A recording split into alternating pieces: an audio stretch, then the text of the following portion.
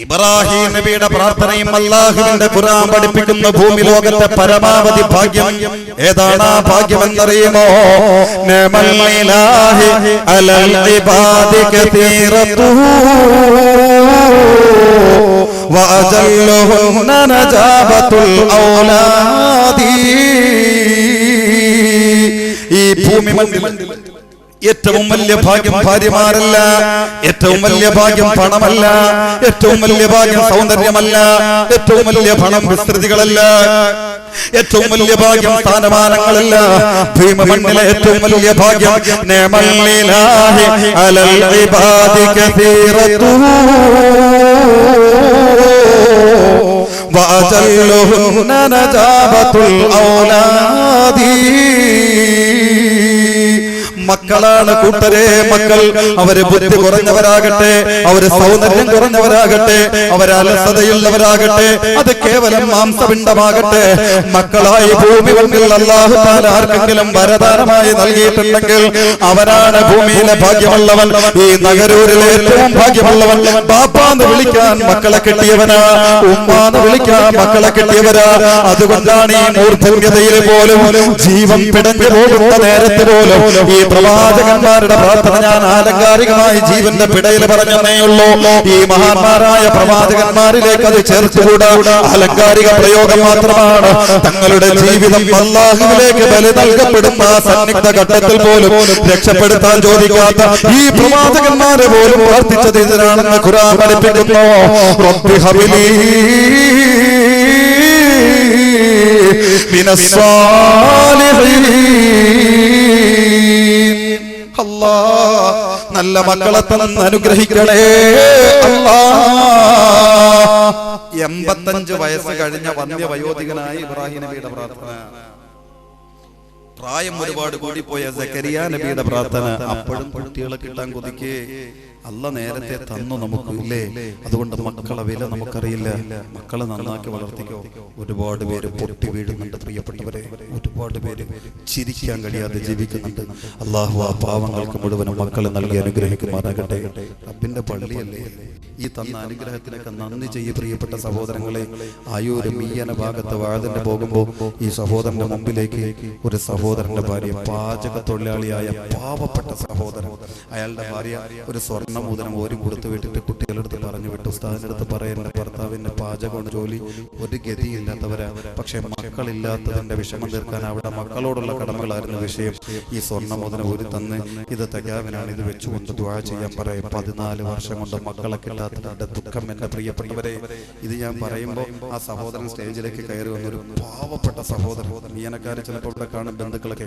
ഈ സഹോദരൻ മുമ്പിലേക്ക് കണ്ടു, ഉസ്താദെ ഞാൻ അത് എന്റെ ഭാര്യ ഊരി തന്നത് മക്കളെ കിട്ടാൻ വേണ്ടി ദുആ ചെയ്യണേ ഉസ്താദെ. എന്റെ പ്രിയപ്പെട്ടവരെ, അള്ളാഹ്ക്ക് വേണ്ടി സ്വതക്ക നൽകിയപ്പോ, അള്ളാഹുടെ പള്ളിക്ക് നൽകിയപ്പോ നമുക്കൊണ്ട് പള്ളി നമ്മൾ ആലോചിക്കണം. ഈ പച്ചപ്പാവങ്ങൾ അവരുടെ ഗതികേടുകൾ തീരാൻ, പക്ഷെ അള്ളാഹ് കൊടുത്ത നേട്ടം എന്തെന്നറിയോ? ആ മജ്ലിസിനെ സാക്ഷി നിർത്തി ഈ സ്വതക്കയെ വസീലയാക്കി റബ്ബിനോട് ചോദിച്ചു. അൽഹംദുലില്ലാഹ്, അള്ളാഹു അവർക്ക് ഒരു മകനെ നൽകി അനുഗ്രഹിച്ചു. അള്ളാഹു ഒരു മകനെ നൽകി ആ കുടുംബത്തെ അനുഗ്രഹിച്ചു. ചിറയിൻകീഴിൽ നിന്നുള്ള അലീം എന്ന പ്രിയപ്പെട്ട സഹോദരൻ, ചിറയിൻകീഴാരെങ്കിലും വന്നോ? ഇവിടെ വരുമെന്ന് പറഞ്ഞിരുന്നു. ഇന്ന് രാവിലെ ആ സഹോദരൻ ഒരുപാട് എന്നെ വിളിച്ചു. ഞാനപ്പോ ക്ഷീണം കൊണ്ട് കിടക്കായിരുന്നു. സെക്രട്ടറി ഹബീബ് ഇന്നലെ വിളിച്ചപ്പോൾ ഞാൻ ഉറക്കത്തിലാണ്. ഞാൻ പറഞ്ഞു, ഹബീബേ നല്ല ക്ഷീണത്തിലാണ്, പിന്നെ വിളിക്കാം, പിന്നെ വിളിക്കാം ഉസ്താദ് എന്ന് ചോദിച്ചു. ഇന്ന് സഹോദരൻ ഒരല്പം അറപ്പോടുകൂടി വിളിച്ചു. നേരത്തെ ഉസ്താദിനെ കൊണ്ട് തന്നെ വിളിച്ചു. എന്നിട്ട് എന്നെ വിളിച്ചിട്ട് പറഞ്ഞു, ഉസ്താദ് എങ്ങനെ എത്തുമല്ലേ, ഇനി ഞാൻ വിളിച്ച് ശല്യം ചെയ്യില്ല, കാരണം ഉസ്താദ് ഉറങ്ങണമെങ്കിൽ അത് ബുദ്ധിമുട്ടല്ലേ. അള്ളാഹു ഈ സ്നേഹത്തിന്റെ പകരം സ്വർഗം നൽകി അനുഗ്രഹിക്കുമാറാകട്ടെ. അതുകൊണ്ട് എന്റെ പ്രിയപ്പെട്ട എന്ന് വിചാരിച്ചാലും വിളിക്കേണ്ടെന്നല്ല കേട്ടോ. ഷിബുഖാൻ എന്തൊരു വിഷമം വന്നാലും ഷിബുഖാൻ അപ്പം വിളിക്കും. ഒന്നനങ്ങിയാൽ മതി, അപ്പൊ ഷിബുഖാൻ വിളിക്കും. അത് വേറൊരു സ്നേഹം. അള്ളാഹു അതിന് അർഹമായ പ്രതിഫലം നൽകുമാറാകട്ടെ. ഇതൊക്കെ സ്നേഹങ്ങളാണല്ലോ അങ്ങോട്ടും ഇങ്ങോട്ടും. അങ്ങനെ ഈ അലീം എന്ന സഹോദരൻ എന്നോട് കടുവാപ്പള്ളിയിൽ വെച്ച് കണ്ടു. ഞങ്ങളൊക്കെ ഒരുമിച്ച് വളർന്ന സുഹൃത്താണ്. അങ്ങനെ അദ്ദേഹം എന്നോട് പറഞ്ഞു, ഉസ്താദേ മക്കളില്ലാതെ വല്ലാത്തൊരു വിഷമത്തില്ല. എൻ്റെ അടുത്ത് ചോദിച്ചു, നിങ്ങൾക്ക് എത്ര മക്കളുണ്ട്? ഞാൻ എൻ്റെ മക്കളെ പറഞ്ഞു. അപ്പോൾ പിന്നീട് എനിക്ക് മനസ്സിലായി, ഒരുപാട് ദുഃഖം, ഒരുപാട് ഈ മക്കളില്ലാത്ത ദുഃഖം കാരണം അങ്ങ് വല്ലാത്തൊരു അവസ്ഥയിലായി സഹോദരൻ. അവസാനം ചോദിച്ച്, മക്കള് എനിക്കില്ല ഉസ്താദേ, ദുആ ചെയ്യണം, എനിക്ക് മക്കളെ കിട്ടണം. ഞാൻ പറഞ്ഞു അല്ലാഹുവിന്റെ മാർഗത്തിലേക്ക് ഞാൻ വരുന്നുണ്ട്, അവിടെ സ്വതക്ക ചെയ്യാൻ പറഞ്ഞു. അങ്ങനെ ഈ സഹോദരൻ സ്വതക്ക ചെയ്തു. എന്റെ പ്രിയപ്പെട്ട സഹോദരങ്ങളെ, പകൽ വെളിച്ചം പോലെ സത്യമാക്കി അല്ലാഹു തുൽക്കുന്ന അത്ഭുതങ്ങൾ നമുക്കുണ്ട്. പള്ളി ഇതേ പള്ളിക്ക് നൽകിയത് കൊണ്ടാണ് ഇവരുടെ വിഷമങ്ങൾ തീരുന്നത്. തരാൻ വേണ്ടി പറയില്ല, ചെറിയല്ലേ, വേണമെങ്കിൽ അന്വേഷിക്കാം. ഇന്ന് ആ സഹോദരൻ വിളിച്ചു, എയർപോർട്ടിൽ കയറുന്നത് വരെ. അവസാനം ഉറക്കണിച്ചപ്പോൾ ഒരുപാട് കോള് കണ്ട് ഞാൻ തിരിച്ചു വിളിച്ചു. അപ്പൊ ഈ സഹോദരൻ പറയാം, ഉസ്താദേ ഞാൻ എയർപോർട്ടിൽ നിൽക്കുകയാണ്, പോകാനായിട്ട് നിൽക്കുകയാണ്, ഒരു വലിയ സന്തോഷം പറയാനാണ് ഞാൻ വിളിച്ചത്. എന്റെ ഭാര്യയുടെ ഗർഭപാത്രത്തിൽ അന്നത്തെ ദുആയുടെ ബറക്കത്ത് കൊണ്ട് അല്ലാഹു അനുഗ്രഹം തന്നിട്ടുണ്ട്. ചാത്തമ്പാറയിൽ ഡോക്ടർമാർ പരിശോധിച്ചിട്ട് വലിയൊരു നേട്ടം കിട്ടും, പ്രശ്നമൊന്നുമില്ല, എല്ലാം ക്ലിയർ ആണ് എന്നാണ് പറഞ്ഞിരിക്കുന്നത്. അത് നിലനിന്ന് കിട്ടാൻ വേണ്ടി ഉസ്താദ് ദുആ ചെയ്യണേ. ഞാൻ ദുബൈയിൽ എത്തിയതിനു ശേഷം വീണ്ടും വിളിക്കും, എന്തൊരു വിഷമം വന്നാലും വിളിക്കും, ബുദ്ധിമുട്ടാതെ എടുക്കണം, എനിക്ക് വേണ്ടി ദുആ ചെയ്യണം. അല്ലാഹു ആ സഹോദരന്റെ വിഷമം തീർക്കുമാറാകട്ടെ. നമ്മൾ ആലോചിക്കണം. വല്ലാഹി പ്രിയപ്പെട്ടവരെ, പരപ്പനങ്ങാടിയിൽ ഈ വിനീതനോട് നേരിട്ട് പറഞ്ഞതാണ്. പരപ്പനങ്ങാടിയിൽ എൻ്റെ അഭിവന്ദ്യനായ ശൈഖുനാടെ മുമ്പിൽ വന്ന് പൊട്ടിക്കരഞ്ഞിട്ട് ഇപ്പൊ മലേഷ്യയിലെ ആ സഹോദരൻ 18 വർഷത്തോളം മക്കളില്ലാതെ ജീവിച്ച നല്ല ദീനിയായ ചുറ്റുപാട് ജീവിക്കുന്ന ഒരു കുടുംബം. അവരുടെ നിസ്സഹായത അവർ പറയണം. പിന്നെ ഒരു കുട്ടിയെ കിട്ടിയവർക്ക്, ആ കിട്ടിയതിന് ശേഷം വന്നിരുന്നിട്ട് ഉസ്താദിനോട് പറയേ, ഉസ്താദ് നേരിട്ട് പറയേ, ഞങ്ങളുടെ മഹല്ല് കിതാബ് ഓതാനായിട്ടിരിക്കുമ്പോൾ പറഞ്ഞു തരേ. ആ സഹോദരൻ ഇറങ്ങിപ്പോയി. ഇതാരെന്നറിയോ? രണ്ടാമത്തെ ജന്മമാണ്. മക്കളില്ലാതെ 18 വർഷം ജീവിച്ച് അവസാനം ഇദ്ദേഹം കയറി വരുമ്പോൾ ഭാര്യ ദാ വരുന്നു ഉപയോഗമില്ലാത്തവർ. അവരെ പറഞ്ഞിട്ട് കാര്യമില്ല, നല്ല ദീനിയായ കുടുംബത്തിൽ ജീവിക്കുന്ന പെണ്ണ. പക്ഷേ മനസ്സിന്റെ ദൗർബല്യം കിട്ടിയതുകൊണ്ട് നമ്മൾ ആരും ഇതൊന്നും അറിയുന്നില്ല. പ്രിയപ്പെട്ടവരെ, ഉപയോഗമില്ലാത്തവൻ താ കയറി വരുന്ന എന്ന് പറഞ്ഞിട്ട് അവസാനം 2 പേരും കൂടി ആത്മഹത്യ ചെയ്താലോ എന്നുവരെ ചിന്തിച്ചു പോയി. അവരെ ഗതികേട, അവരെ ദൗർബല്യമാണ്, അത് ഭീകരമാണെന്ന് അവർക്കറിയാം. പക്ഷേ ജീവിതം മരണമായി മാറ്റപ്പെട്ടു പോയപ്പോ വല്ലാത്തൊരു ഭാഗ്യമായി കിട്ടിയ ആരുമ്മ മക്കൾ. അതുകൊണ്ട് കിട്ടാത്ത സഹോദരങ്ങൾക്ക് വേണ്ടി ദുആ ചെയ്യുക എന്റെ പ്രിയപ്പെട്ട സഹോദരങ്ങളെ. അവരുടെയും സ്വതക്കകളുടെ ബറക്കത്ത് കൊണ്ട് അല്ലാഹു അവർക്ക് മക്കളെ നൽകി. ഇപ്പൊ ഏകദേശം 10, 14, 18 വയസ്സോളം ഇരിക്കാനുള്ള സാഹചര്യം ഇങ്ങോട്ട് വന്നിരുന്നേക്ക്. അതുകൊണ്ട് എന്റെ പ്രിയപ്പെട്ട സഹോദരങ്ങളെ ചിന്തിക്കുക, ഭൂമി മണ്ണിലെ ഏറ്റവും വലിയ ഭാഗ്യം മക്കളാ. അതിനോളം വലിയൊരു ഭാഗ്യം വേറൊന്നുമില്ല. എങ്കിൽ ആ ഭാഗ്യം നമുക്ക് കിട്ടാൻ എന്ത് വേണമെന്നറിയോ? ആ ഭാഗ്യം നമുക്ക് കിട്ടണമെങ്കിൽ നമ്മളെ ഭാര്യമാര് വേണം, ബാപ്പയാകണമല്ലോ. അതിന് മക്കളെ വേണം. ഭാര്യയുടെ സ്ഥാനം മനസ്സിലാക്കിയോ? ഇതുകൂടി പറഞ്ഞ് ഈ വിഷയം തൽക്കാലം ഞാൻ ഇവിടെ നിർത്തും. സഹോദരിമാർക്ക് ഇച്ചിരി പണി കൊടുക്കാനുണ്ട്. എന്റെ പ്രിയപ്പെട്ട സഹോദരങ്ങളെ, ബാപ്പ എന്ന് വിളിക്കണമെങ്കിൽ മക്കളെ വേണം. മക്കളാണ് നമ്മുടെ സ്വത്ത്. ഈ മക്കളെ നമുക്ക് കിട്ടണമെങ്കിൽ ഒരൊറ്റ മാർഗ്ഗേ അല്ലാഹു നമുക്ക് തന്നിട്ടുള്ളൂ. ഒറ്റ മാർഗ്ഗേ നമുക്ക് തന്നിട്ടുള്ളൂ. ഏതാ? ഈ പെണ്ണ്, നമ്മളെ ഭാര്യ. കേവലം പെണ്ണല്ല, നമ്മുടെ ഭാര്യ. അതായത് അനുവദനീയമായ 2 സാക്ഷികളുടെ സാന്നിധ്യത്തിൽ അനുഗ്രഹീതനായ നമ്മുടെ ഇമാമ് നമ്മുടെയും ഏതൊരു പിതാവിന്റെയും കൈപിടിച്ചുകൊണ്ട് ഏതൊരു പെണ്ണിനെ ഹലാലാക്കി തരാൻ സ്വീക ചൊല്ലി ഈജാബ് കബൂൽ നടത്തിയോ, ആ അനുഗ്രഹീതമായ നമ്മുടെ ഭാര്യ, അവളിലൂടെയുള്ള ലൈംഗികമായ അനുഗ്രഹ വീഴ്ചയിലൂടെ അല്ലാഹ് നമുക്ക് തന്നിരിക്കുന്ന വരദാനമായ മക്കൾ, ഇത് മാത്രമേ നമുക്ക് അവകാശമുള്ള മക്കളാവൂ.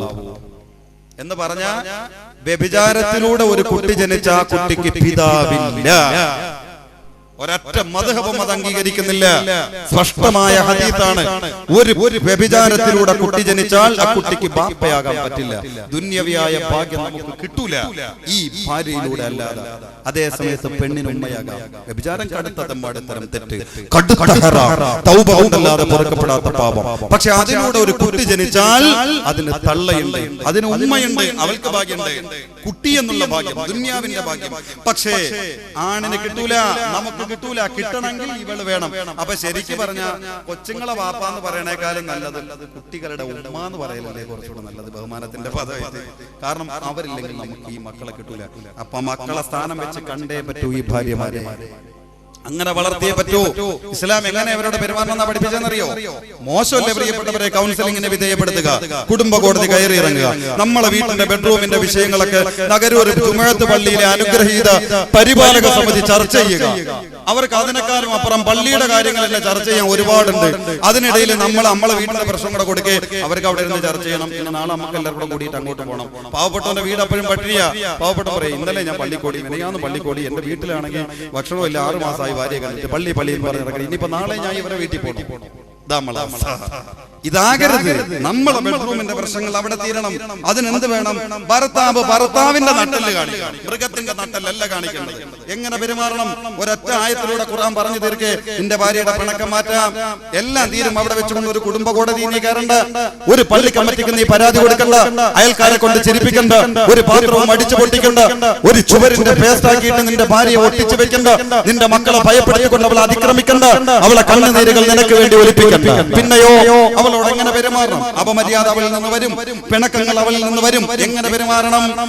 വല്ലാത്തി തഖാഫൂന നുശൂസഹുന്ന ഫഅദൂഹുന്ന വഹ്ജുറൂഹുന്ന ഫിൽ മളാജി വളരിബൂഹുന്ന ഫഇൻ അത്അനകും ഫലാ തബ്ഗൂ അലൈഹിന്ന സബീലാ. നഗരൂരിലെ ഭർത്താക്കന്മാരോട്, കുടുംബജീവിതം കേട്ടിരിക്കുന്ന ഭർത്താക്കന്മാരോട് ഖുർആൻ പറയുന്ന ഒരധ്യായത്തിലൂടെ നിങ്ങളെ കുടുംബ പ്രശ്നങ്ങൾ, നിങ്ങളെ ഭാര്യയുമായുള്ള പ്രശ്നങ്ങളൊക്കെ തീർക്കാനുള്ള ഒരൊറ്റ എളുപ്പ വഴി, 3 ഘടകങ്ങൾ അവിടെ തീരും നിങ്ങളെ പ്രശ്നം. ഏത്? വല്ലാത്തി തഖാഫൂന നുശൂസഹുന്ന.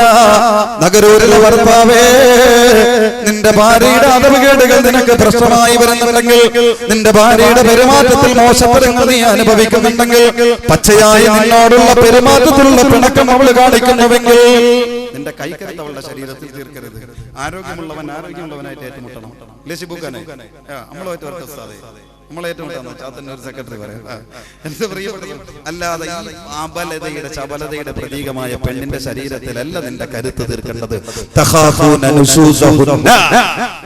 അവൾ അപമര്യാദയായി പെരുമാറുന്നുണ്ടോ?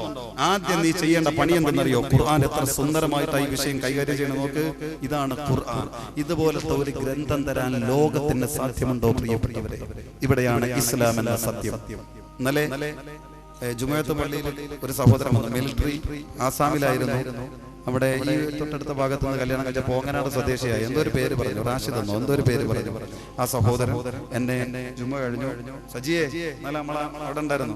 ആ സഹോദരൻ നേരെ കയറി മുകളിലോട്ട് വന്നിട്ട് ഞാൻ ഉസ്താദിനെ പരിചയപ്പെടാൻ വന്നാണ്.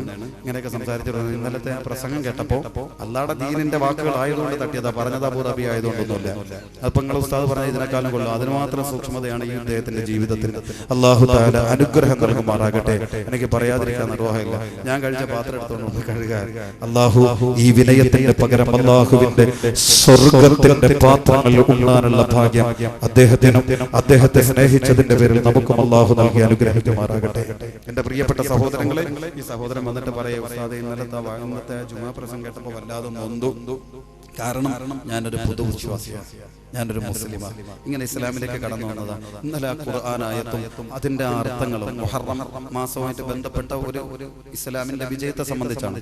അപ്പൊ ഖുർആൻ പറയുന്ന ഒരു പ്രഖ്യാപനങ്ങൾ കേട്ടപ്പോ ചെറിയ മനസ്സല്ലേ, ഇസ്ലാം ഇങ്ങനെ വളർന്നു വരുന്നുള്ള മനസ്സിനകത്ത് വല്ലാത്തൊരു മാറ്റം. ഇതാണ് ഖുർആൻ. നമുക്ക് അഭിമാനിക്കാൻ നല്ല വരദാനമായി നമുക്ക് തന്ന ആദർശവും ഭരണഘടനയുമായ വിശുദ്ധ ഖുർആൻ. അതിനോളം വരില്ല എന്റെ പ്രിയപ്പെട്ടവരെ ലോകത്ത് ഒരു പ്രത്യയ ശാസ്ത്രങ്ങളും. ആ ഖുർആനിലൂടെ സുന്ദരമായി അല്ലാഹു പറയേ, നിങ്ങളെ ഭാര്യമാരുടെ പിണക്കങ്ങളും വിഷമങ്ങളും നിങ്ങൾക്കുണ്ടോ? ഫഅദൂഹുന്ന. അവൾക്ക് നല്ല വാഴ പറഞ്ഞു.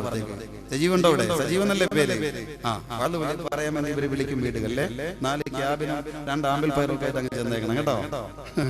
ചിരിക്കണം. അല്ലാഹു ബറക്കത്ത് നൽകട്ടെ. എന്റെ പ്രിയപ്പെട്ടവരെ, വാഴ പറഞ്ഞു കൊടുക്കണം. എങ്ങനെ പറയണം? മോളെ ഇങ്ങോട്ട് വാ. അല്ലെ എന്താ വിളിക്കുക? അങ്ങനെ മോളെ എന്താ അവിടെ നീ വിളിക്കുന്ന ഭാഷ വിളി. ഇച്ചിരി സ്നേഹമൊക്കെ ഒന്ന് അഭിനയിക്കുക. കുറെയൊക്കെ അങ്ങനെ കാണിക്കണം. വിളിക്കുന്നത് കേവല അഭിനയവും കപടവുമാകരുത്. വിളിച്ചടുത്തിരുത്തിട്ട് പറയണം. ഇല്ലെങ്കിൽ ചിലപ്പോൾ കുതിരി മാറുമ്പോൾ പെണ്ണെ ഇങ്ങനെയൊന്നും കാണിക്കരുത്, ഇതൊക്കെ എന്ത് സ്വഭാവമാ, ഇങ്ങനെയൊക്കെ നീ പെരുമാറാനുള്ളത്. നീ ഒന്നും കേട്ടിട്ടില്ലേ ഭർത്താവിനോട് എങ്ങനെ പെരുമാറേണ്ടത്? നിന്റെ ഭർത്താവിന്റെ തൃപ്തിയില്ലാതെ ഒരു രാത്രി കഴിഞ്ഞു കൂടിയാൽ വെളുക്കും വരെ ആകാശ ലോക സമസ്ത മലക്കുകളും നിന്റെ ശപിച്ചുകൊണ്ടിരിക്കുന്ന നബിയല്ലേ പറഞ്ഞത്? അതിനിടയിൽ ഇങ്ങനെ നീ മരിച്ചു പോയാ കഴിയോ? നിനക്ക് കഴിയോ? നീ അങ്ങനെ ജീവിച്ചു. സരളമായ ഉപദേശം, സരളമായ പറഞ്ഞു. അവിടെ തീരും നിന്റെ പ്രശ്നം, അവിടെ അവസാനിക്കും നിന്റെ പ്രശ്നം. ഈ മാനികമായി ലോല ഹൃദയമാണ് നിന്റെ പെണ്ണിനെങ്കിൽ അവിടെ തീരും സഹോദര നിന്റെ പെണ്ണിന്റെ പ്രശ്നം. തീരൂല ഉസ്താദേ, അത് നീ പറയണ്ട, അവളെ സൃഷ്ടിച്ച അല്ലയാ പറഞ്ഞത്. അല്ലയാ പറഞ്ഞത് മിക്കവാറും അവിടെ അവസാനിക്കുന്നു. ഇനി അവിടെ അവസാനിക്കില്ല, കുറച്ചുകൂടി പ്രശ്നം. അളിച്ചു മുറ്റ 4 ആങ്ങളുണ്ടെന്നുള്ള ചെറിയൊരു അഹങ്കാരമൊക്കെ ഉള്ള ആളാ. എന്നെ തുടയൊന്നും വേണ്ട, ഞാൻ പറഞ്ഞ ഇറച്ചിട്ട് തരാ എന്റെ സഹോദരൻ കളിഞ്ഞു വന്ന കശാപ്പ് ഈ ഒരു അവസ്ഥയില. എന്റെ പ്രിയപ്പെട്ടവര് അങ്ങനെ ആരെങ്കിലും ഉണ്ടെങ്കിൽ ക്ഷമിക്കട്ടെ, ഞാൻ ഉദ്ദേശിച്ച് പറഞ്ഞില്ല. അങ്ങനെയാണെങ്കിൽ രണ്ടാമത്തെ മാർഗം ഖുർആൻ പറയുന്നുണ്ട്. നിന്റെ ഉപദേശത്തിൽ എങ്ങാനും അവളെ വീണിട്ടില്ലേ, അവളെ തല്ലേം ചെയ്യരുത്, കൊല്ലേം ചെയ്യരുത്. പണ്ട് അവസാനം ഗതികെട്ട ഈ ടീം പറയണ വാക്കെന്തറിയോ, സഹിക്കാൻ പോയി ചത്തളയാൻ പറയാം. പിന്നെ ഗതികെട്ട് ഒരു കുടിയൻ തങ്കപ്പൻ ഉണ്ടായിരുന്നു ഞങ്ങളവിടെ. അവനെ പാമ്പ് തന്നെ വിളിക്കുക. രാത്രി ആണെങ്കിൽ ഞങ്ങൾ യാത്ര ചെയ്യുമ്പോൾ തന്നെ പറയണത് കുടിയൻ തങ്കപ്പം പാമ്പ് കാണും, അതുകൊണ്ട് സൂക്ഷിച്ചു പോകാനാ പറയണത്. കാരണം അങ്ങനെ ആളിന്റെ ആട്ട 24 മണിക്കൂറും വെള്ളമില്ലാതെ അവനെ കാണല് വളരെ കുറവാണ്. അങ്ങനെ ഈ വെള്ളം അടിച്ചിട്ട് ഇവൻ ചെന്നാൽ ഇവന്റെ ഏറ്റവും നല്ല പരിപാടി എന്ന് പറഞ്ഞാൽ വീട്ടിൽ ചെന്നിട്ട് ഭാര്യ പേസ്റ്റാക്കി ഒട്ടിച്ചു വെക്കുക. പിന്നെ വൈകുന്നേരം മക്കളായിട്ട് പറഞ്ഞ വലിച്ചിളക്കി താഴെ തള്ളി. ഇങ്ങനത്തെ പണിയാ. അവസാനം മടുത്തിട്ട് അവസാനം ഒരു ദിവസം കുടിച്ചോണ്ടെന്നപ്പോൾ പോയി ചത്തിലട. ഇയാൾ ഇങ്ങനെ ജീവിക്കണേക്കാളും പോയി ചത്തലട കുടിച്ചിരിക്കില്ലേ. ഓൻ പറഞ്ഞു കുടഞ്ഞ ഭാഷ പറഞ്ഞു, ഞാൻ ചാവോടി പോയി ചത്തലട. ഇയാള് ചാകലാണ് എനിക്ക് ജീവിച്ചിരിക്കണേക്കാളും നല്ലത്. ഞാൻ ചത്താ നിനക്ക് ആളില്ലാതെ, എനിക്ക് ആള് വേണമെന്നില്ല, ഇനി എനിക്ക് ജീവിക്കാൻ അറിയാം, ആളുണ്ടായിരുന്നിട്ട് എന്റെ ഗതി ഇങ്ങനെ, ആളില്ലാതെ ജീവിച്ചോളാം, ചാവാൻ പറഞ്ഞു. എങ്കിൽ ഇവളൊന്ന് കാണിക്കണമെന്നും പറഞ്ഞ് നേരെ പോയി കിണറിൽ കിടന്ന കയറൂരി എടുത്തു. അടുത്തുണ്ടായിരുന്ന പ്ലാവിന്റെ മുകളിൽ കയറി താഴെ നിന്ന് ഇങ്ങനെ നോക്കിക്കേ. അപ്പൊ ഇയാള് വീണ്ടും പറഞ്ഞു, ഡീ ചത്തള, ഇയാൾ എനിക്ക് വേണമെന്നില്ല. ഇവിടെ ഇയാള് നേരെ പോയി ഒരു കൊമ്പിന്റെ മുമ്പിൽ നിന്ന് താഴെ നോക്കി അളന്നു, ശരിക്ക് കഴുത്തിട്ട് കയറ് ശരിക്കൊന്ന് മുറുക്കി വീണ്ടും ചോദിച്ച്, ഞാൻ ചാവോടി ഇയാള് വിളിയും വിളിച്ചോണ്ട് എടുത്ത ഒരൊറ്റ ചാട്ടം താഴെ വീണു. കാലും കൈ ഓടിച്ചു കുടിച്ചിരിക്കല്ലേ, ബോധമില്ല, മുകളിലേക്ക് കെട്ടാൻ മറന്നു.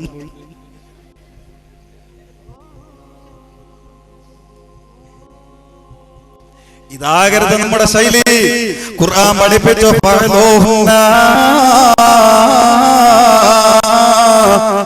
നിന്റെ ഭാര്യയ്ക്ക് നല്ല ഉപദേശം നൽകണം പൊന്നുമോനെ. നീ അവിടെ തീരും അവരുടെ പ്രശ്നം. ഇനി അവിടെയും തീരുന്നില്ല പ്രശ്നമെങ്കിൽ രണ്ടാമത്തെ മാർഗം ഖുർആൻ പഠിപ്പിക്കുന്നു.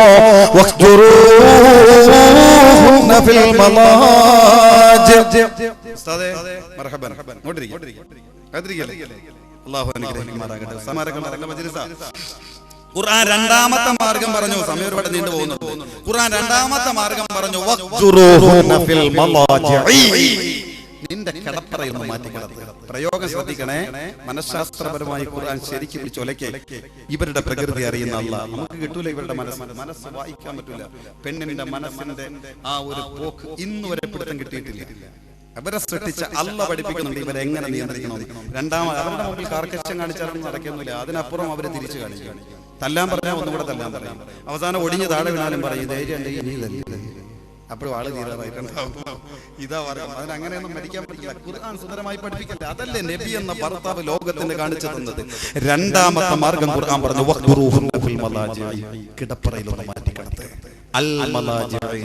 ഖുർആൻ പറഞ്ഞത് കേട്ടോണ്ട് ഉടനെ വിളിച്ച് പള്ളി കമ്മിറ്റിക്കാരെ കൈ വീട്ടിൽ കൊണ്ടാക്കി. ഖുർആൻ പറഞ്ഞത് മാറ്റി കിടത്താനാണ്, ഞാൻ മാറ്റിയിരിക്കുന്നത്. ഇങ്ങനെയല്ല. അൽ മലാജി, നിന്റെ ബെഡ്റൂമിൽ നിന്റെ കിടപ്പറയിൽ മാറ്റി കിടത്തുക. അടുത്ത റൂമിലും അല്ല, അപ്പുറത്തെ വീട്ടിലും അല്ല, നിന്റെ ബെഡ്റൂമിൽ നിന്റെ കിടക്കയിൽ നിന്ന് മാറ്റി കിടത്തണം. നിനക്ക് അവകാശമില്ല എന്റെ കൂടെ കിടക്കാൻ. അവള് തറയിലും കിടക്കുക, നീ മുകളിലും കിടക്കുക. നീ കട്ടില്ല മുകളിൽ, അവള് തറയിലും പായിലും ഇങ്ങനെ കിടക്കുന്നുണ്ട്. ഇന്നലെ അവരെ ഒരുമിച്ച് കിടന്നവരാ. ഖുർആൻ പറഞ്ഞ ഭാഷയും കെട്ടുകൊണ്ട് കിടത്തിയതാ. പുല്ല് കിടത്തുകയും ചെയ്ത് ഉറക്കവും പറഞ്ഞില്ല. ഇതാ ശൈലി. ഇതാ ഖുർആൻ പറയണത്. ഇതിനാ ഖുർആൻ ഈ പഠിപ്പിക്കുന്നത്. അൽ മലാജി, കിടന്നോക്ക്. അങ്ങനെ തന്നെ തിരിയും. നമ്മളെ പ്രകൃതി അളന്നിട്ടാണ്. മാറ്റി കിടത്തിയാലും നീ മനസ്സ് വരില്ല. ഇതാണ് ഖുർആൻ. ഒരുമിച്ച് കിടക്കണം. നീ കട്ടില് കിടക്കടി. കിടത്തിയാ കുറച്ച് കഴിയുമ്പോ നീ എന്നെ തുടങ്ങും. പടച്ചോനെ, അബൂറബീന്റെ പ്രസംഗമൊക്കെ ഇന്നലെ പോയി അങ്ങനെ കൈ കിട്ടിയിരുന്നെങ്കിൽ ഞാൻ ഉണ്ടായിരുന്നു. കാരണം ഒരു രക്ഷയില്ല. ചിരി വരുന്നുണ്ടോ എന്റെ പ്രിയപ്പെട്ടവരെ? കിടന്നിട്ട് ഉറക്കവും വരുന്നില്ല. ഒന്നേ നീ എന്നെ ബലം ഇല്ലെങ്കിൽ അവിടെ നിന്ന് തുടങ്ങും. അങ്ങോട്ടും പറഞ്ഞിരുന്നു, ഇങ്ങോട്ടും പറഞ്ഞിരുന്നു. ഉറക്കവും വരുന്നില്ല. വെറുതെ വെള്ളം ഉണ്ടാക്കി അവളെ എന്നെ ഇങ്ങോട്ട് പറയും, നിങ്ങൾ വെറുതെ ആവശ്യമില്ലാതെ പ്രശ്നം ഉണ്ടാക്കി. നിങ്ങൾ അങ്ങനെയൊക്കെ ഉണ്ടാക്കിയിരുന്നെങ്കിൽ ഞാൻ അങ്ങനെയൊക്കെ ചെയ്യുമായിരുന്നു. ആവശ്യമില്ലാതെ കയറി വന്നിട്ട് ഉടനെ എൻ്റെ അടുത്ത് ദേഷ്യപ്പെട്ടിരിക്കണം. വെറുതെ ഇരുന്ന് എൻ്റെ അടുത്ത് ദേഷ്യപ്പെട്ടിരിക്കണമെന്ന് പറഞ്ഞു ഒരു പക്ഷേ അവിടെ നിന്ന് തുടങ്ങി. അപ്പൊ നീ അവിടെ അടയും കടി എന്നൊക്കെ നീ തിരിച്ചു പറയും. കുറച്ച് കഴിഞ്ഞിട്ട് നീ ഒന്നും അനങ്ങുന്നില്ല എന്ന് കണ്ട അവളെ വീണ്ടും തുടങ്ങും. എന്തൊരു മനസ്സാന്തോ ഇങ്ങനെ ഉണ്ടാവും മനുഷ്യന്മാര്. കശ്മലം വല്ലാത്തൊരവസ്ഥ ഒന്നും വിളിക്കണോലുമില്ല. ഞാനെല്ലാം മണക്കൊക്കെ മാറിയെന്ന് പറഞ്ഞിട്ട് അവിടെ നിന്ന് ഇങ്ങോട്ട് തിരിയും, ഇല്ലെങ്കിൽ നീ അങ്ങോട്ട് തിരിയും. എങ്ങനെങ്കിലും അന്നത്തെ രാത്രി പിരിയുന്നതിന് മുമ്പ് നിങ്ങളൊന്ന്, ഇത് അബൂറബിയെ പറയല്ല, നമ്മുടെ പ്രകൃതി അറിയുന്ന, നമ്മുടെ വാശി അറിയുന്ന, ഈ വർഗത്തെ അറിയുന്ന, ഇവരുടെ വാശിയും ഇവരുടെ അബലതയും ഇവരുടെ ദൗർബല്യവും അറിയുന്ന അല്ലാഹു പറയുന്നു, നഗരൂരിലെ അനുഗ്രഹീത പെങ്ങളാണെങ്കിൽ അന്നത്തെ രാത്രി കൊണ്ട് തീരും നിങ്ങളെ പ്രശ്നം. നിങ്ങൾ എന്തിനാ പള്ളി കമ്മിറ്റിക്ക് ലെറ്റർ കൊടുക്കണേ? നിങ്ങൾ എന്തിനാ കൗൺസിലിങ്ങിനെ വിധേയപ്പെടുത്തുന്നത്? നിങ്ങൾക്ക് എന്താ മാനസിക രോഗം? നിങ്ങൾ ഒതുക്കണം നിങ്ങളെ പ്രശ്നങ്ങൾ. നാണക്കേടല്ലേ? ഇനി അവിടെയും തീരല്ല പ്രശ്നം. മുറ്റ ആള് നഗരൂരുകാരിയല്ല, ഇങ്ങനെയല്ലേ പറയാൻ പറ്റും. കാരണം എനിക്ക് കഴിഞ്ഞ് പോണം, നാളെ ഇതുവഴി വരണം ഒക്കെ പ്രശ്നം. അല്ലാതെ കൂടെ വേണം കേട്ടവനെ. ഇനി അവിടെ ഒതുങ്ങുന്ന പ്രശ്നം ഇത്തിരി കട്ടിയ ആള് ഇച്ചിരി മുറ്റ. പിന്നെന്ത് ചെയ്യാനാ? അവസാനത്തെ മാർഗം അല്ലാഹു പഠിപ്പിച്ചു. ഈ രണ്ട് പ്രശ്നത്തിലും നിന്റെ പെണ്ണൊതുങ്ങുന്നില്ലെങ്കിൽ മൂന്നാമത്തെ മാർഗം അല്ലാഹു പറയുന്നു,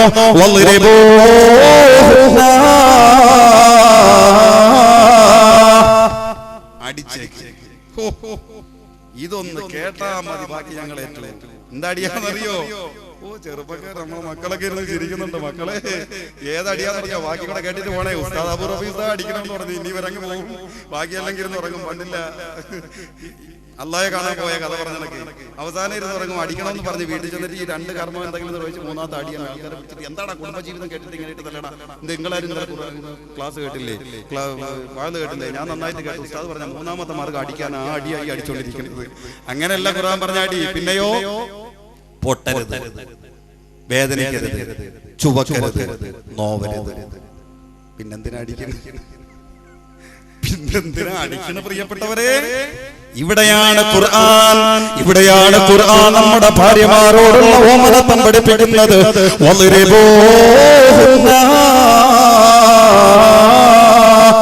അടിക്കണം നീ അവളെ. എന്തിനാണെന്നറിയോ?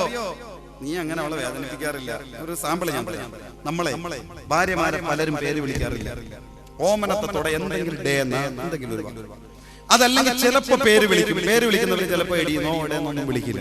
അപ്പൊ നമ്മളിങ്ങനെ ഈ ഓമനത്തോടെ വിളിച്ചിരുന്നിട്ട് പെട്ടെന്ന് ദേഷ്യം വരുമ്പോ ഈ ഓമനത്തോടെ വിളിച്ചിരുന്ന ആള് പെട്ടെന്ന് പേര് വിളിക്കും, അല്ലെങ്കിൽ അതുവരെ വേറെന്തെങ്കിലും വിളിച്ചോണ്ട് എങ്ങനെ വരും? ഓടി വന്നിട്ട് നിങ്ങൾ എന്നെ എടിയെന്ന് വിളിച്ചോ, നിങ്ങൾ എന്റെ പേര് വിളിച്ചോ, ഞാൻ പൊരുത്തപ്പെടില്ല കേട്ടോ. പെട്ടെന്ന് മാറി. ഇതാ മനസ്സ്. ഇത്രയേ ഉള്ളൂ. ഇത് നമ്മൾ കിടന്ന് ബദർ യുദ്ധം നടത്താന്ന് വിചാരിച്ചാൽ വല്ലതും നടക്കും. ഇത് വെറുതെ കലവും ചല്ലിയും കേട്ട് വരുത്താന്നല്ല. നാളെ നമ്മളെന്നെ പോയി വാങ്ങേണ്ടി വരും. എന്റെ പ്രിയപ്പെട്ടവരെ, ഇത്രയേ ഉള്ളൂ. നിങ്ങൾ എന്നെ അങ്ങനെ വിളിച്ചോ, ഞാൻ മിണ്ടുന്നുണ്ടോ. ഇങ്ങനത്തെ ഒരു ശൈലി. ഇതാ ഖുർആൻ പറയുന്നത്. ഇതുവരെ അടിച്ചിട്ടില്ല, ഇതുവരെ നുള്ളിയിട്ടില്ല, ഇതുവരെ നോവിച്ചിട്ടില്ല. നീ അടിയുടെ ഒരു പ്രഹസനം നടത്തുമ്പോ അവള് പെട്ടെന്ന് ചിന്തിക്കും, അല്ല പറയേ. അവള് ചിന്തിക്കും, പടച്ചോനെ എന്റെ ഭർത്താവ് ഇന്ന് വരെ എന്നെ നോവിച്ചിട്ടില്ല, ആ ഭർത്താവ് എനിക്കെതിരെ കമ്പെടുത്തോ, എന്നെ ഒന്ന് തല്ലിയോ, പ്രശ്നങ്ങൾ അത്രത്തോളം എത്തിയോ. ഇച്ചിരി മതി ഭയം കൂടാൻ. ബാക്കി നമ്മളെ കണ്ണടച്ചു കൊടുത്താൽ മതി. ബാക്കി അവര് അവിടെ നിന്ന് വേദനിച്ചോളും. ഇനി കാര്യങ്ങൾ കൈവിട്ടു പോകും.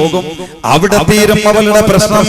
അങ്ങനെ ഈ മൂന്ന് പ്രശ്നങ്ങളിലൂടെ നഗരൂരിൽ പ്രിയപ്പെട്ട ഭർത്താവേ, നിന്റെ ബെഡ്റൂമിന്റെ ഉള്ളറയിലൂടെ പിണക്കം മാറ്റാൻ നിനക്ക് കഴിയുമെന്ന് നിന്റെ പ്രകൃതി അറിയുന്ന, നിന്റെ ഭാര്യയുടെ പ്രകൃതി സൃഷ്ടിച്ച യജമാനനായ അല്ലാഹു പറയുമ്പോ അടുത്ത മാർഗം അല്ലാഹു തആല പറയുന്നു, ഫഇൻ അത്അനകും ഫലാ തബ്ഗൂ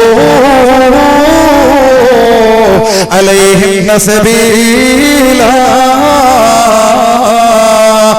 ഈ മൂന്ന് മാർഗത്തിലൂടെ നിന്റെ പ്രശ്നം തീരുമ്പോ, നിന്റെ ഭാര്യയുടെ പിണക്കം തീരുമ്പോ, നാലാമതൊരു മാർഗം നീ സ്വീകരിക്കല്ലേ മോനെ.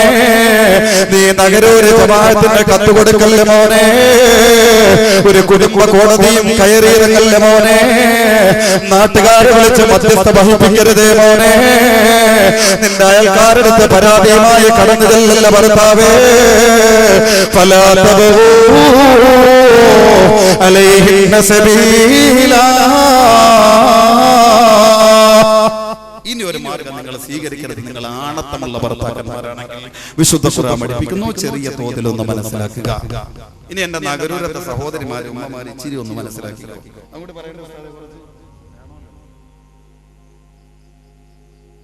ആരങ്ങളെ ഭർത്താവെന്നറിയോ? ഇവരങ്ങനെ സുഖിച്ചിരിക്കരുത്, ഇന്ന് പോലെ വീട്ടിൽ കുറച്ച് സമാധാനമായിട്ട് കഴിയാമെന്നും പറഞ്ഞു. ആരങ്ങളെ ഭർത്താവെന്നറിയോ? നിങ്ങൾക്ക് കൊഞ്ഞന കുത്താനുള്ളവരല്ല, നിങ്ങൾക്ക് മുറുമുറുത്ത് സംസാരിക്കാനുള്ളവരല്ല, നിങ്ങൾക്ക് എന്തെങ്കിലും ഒന്ന് ചോദിക്കുമ്പോൾ ദോയിരിക്കുന്നു പോയെടുത്തു എന്ന് പറയേണ്ടവരല്ല. നിങ്ങളെ വീട്ടിലേക്ക് കയർന്നു വരുമ്പോ നാൽക്കാലികളെ പോലെ ഇരിക്കുന്നിടത്ത് തന്നെ ഇരിക്കേണ്ടവരല്ല. അങ്ങനെയാണെങ്കിൽ നിങ്ങളും നാൽക്കാലികളാണെങ്കിൽ എന്ത് വ്യത്യാസം? ഇതല്ല ഭർത്താവ്.